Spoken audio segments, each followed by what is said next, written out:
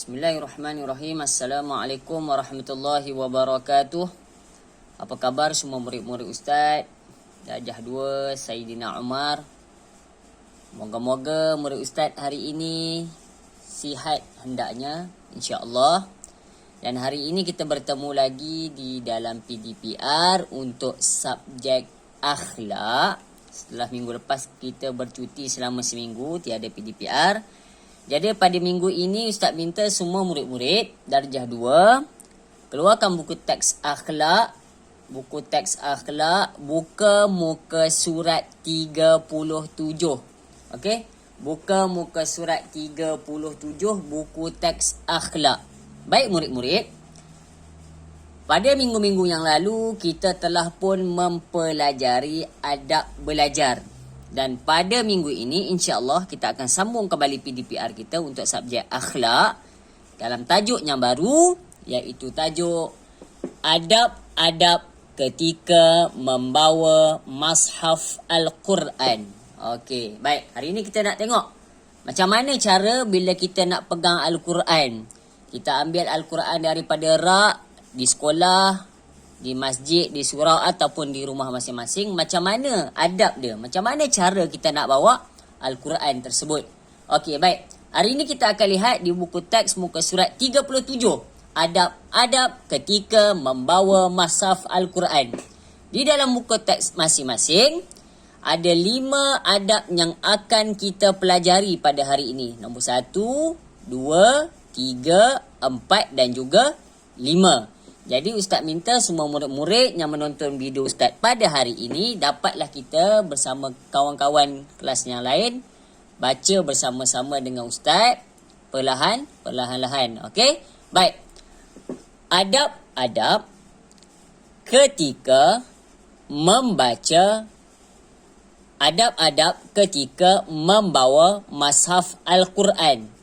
Yang pertama, apa dia kata bila kita nak bawa Mashaf Al-Quran ni, macam mana cara dia? Yang pertama, berwuduk. Apa maksud berwuduk? Ambil air sembahyang. Itu adab yang pertama sekali. Okey? Sebelum kita nak pegang Al-Quran ataupun nak ambil Al-Quran di sekolah ke, di rumah ke, di masjid nak baca Al-Quran, sebelum kita nak pegang Al-Quran tu, kena ambil wuduk dulu, kena ambil air sembahyang dahulu. Itu adab yang pertama. Tetapi kalau kita baca Al-Quran tanpa memegang Al-Quran, itu tak perlu ambil wuduk. Contoh dalam kelas kan selalu Ustaz suruh baca suratul Fatihah ke surah Al-Ikhlas, Qul huwallahu ahad, Allahus samad kan. Itu kita tak pegang Al-Quran, itu tak payah ambil wuduk lah. Tetapi kalau nak pahala sunat, tak ada masalah. Baca ayat Al-Quran dengan berwuduk lebih besar pahalanya. Tetapi apa yang kita nak bincangkan, apa yang kita nak pelajari pada hari ini ialah bila kita nak pegang Al-Quran, macam mana nak bawa Al-Quran tu. Yang pertama dia kata kena berwuduk.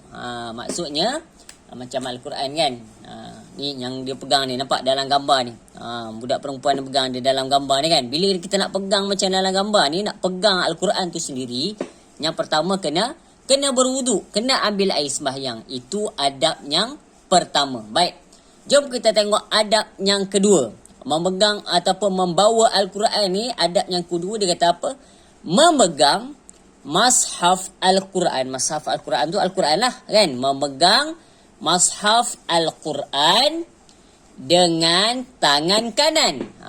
Dia kata yang kedua, memegang Mashaf Al-Quran dengan tangan kanan. Okey, nak ambil Al-Quran dekat rak di rumah ataupun di surau ataupun di masjid, kan selalu kita susun dekat atas meja ke ataupun di rak buku ke.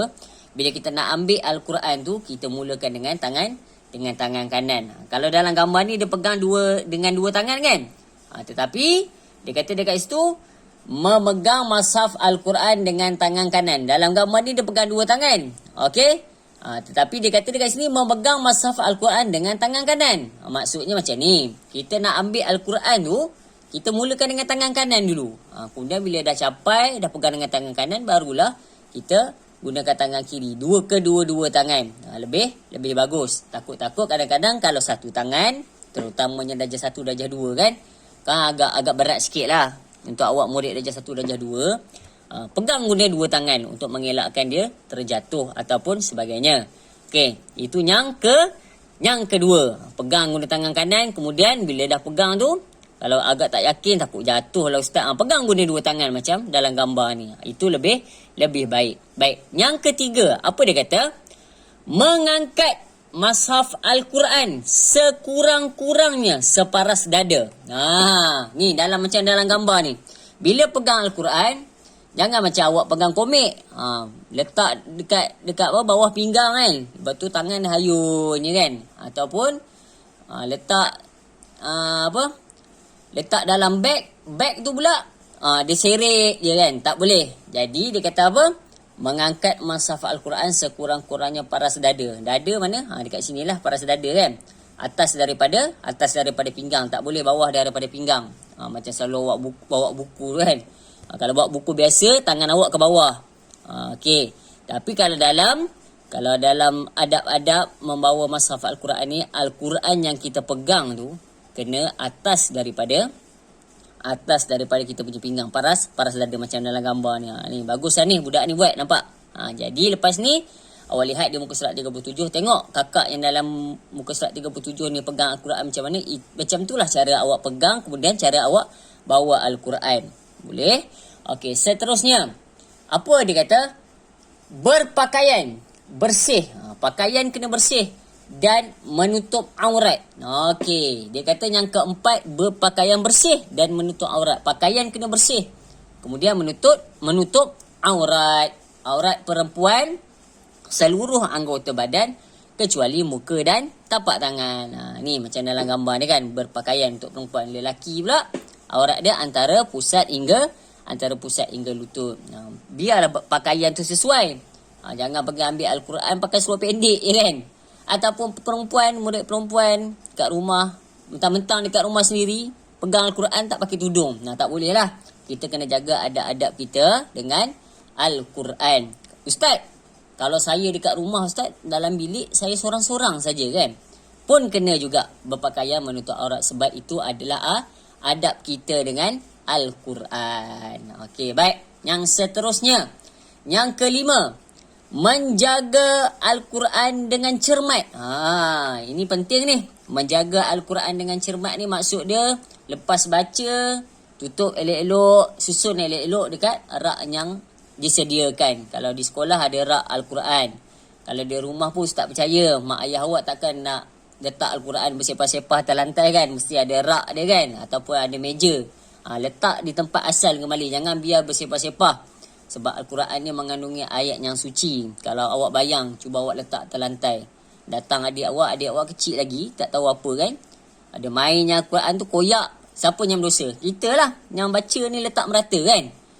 Begitulah. Dia kata, menjaga Al-Quran dengan cermat. Lepas baca, tutup, susun balik dekat rak. Itu adalah adab yang kelima. Jadi, Alhamdulillah, hari ini kita dah selesai mempelajari adab-adab ketika membawa mushaf Al-Quran. Kita ulang balik. Yang pertama tadi, berwudu ataupun ambil air sembahyang. Kedua, dia kata, memegang mushaf Al-Quran dengan tangan kanan.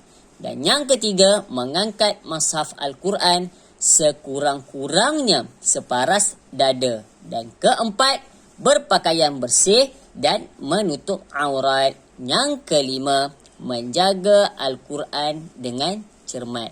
Jadi Ustaz Arab, apa yang telah pun awak pelajari pada hari ini, awak amalkan, tak kiralah di mana saja. Kalau kita nak baca Al-Quran, amalkanlah kelima adab-adab yang telah pun kita pelajari pada hari ini. Saya doakan moga murid Ustaz hari ini diberi kefahaman oleh Allah Subhanahu Wa Taala dan dapat mengamalkan apa yang telah kita pelajari. Kita dah belajar minggu lepas, adab belajar, tanda ilmu tu berkat apa dia? Dia belajar dan dia amalkan kembali apa yang telah dipelajari, baik di sekolah maupun di rumah. Okay, sekian daripada Ustaz Muhammad Izwan. Wabillahi taufiq wal hidayah. Wassalamualaikum warahmatullahi wabarakatuh.